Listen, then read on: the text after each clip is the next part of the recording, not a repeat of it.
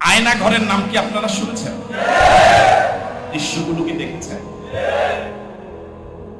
আমি আপনাদেরকে শুধু বিবেক তাড়িত হয়ে একটা প্রশ্ন করে জবাব দেন। পৃথিবীর কোন অমানুষ, কোন পশু কি একজন জীবন্ত মানুষের সাথে এরকম আচরণ করতে পারে?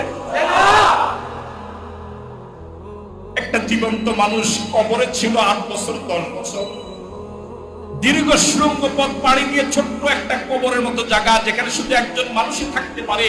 ডানে বামে কোনো দরজা জানালা নাই, কিচ্ছু নাই, চোখ বাঁধা। দুপুর বেলা শুধু একটু ছোলা দিত, রাতের বেলা পচা দুর্গন্ধযুক্ত ময়লাযুক্ত ভাতগুলো দিত, যেগুলো খাওয়া থেকে না খাওয়াই ভালো। ওনারা শেষ পর্যন্ত সিদ্ধান্ত নিলেন যে এগুলো তো খাওয়া যাবে না, রোজা রাখা শুরু করলেন। শেষ পর্যন্ত তারা রোজা রাখতে দেয় নাই, রোজা রাখা অবস্থা তাদেরকে গালিগালাজ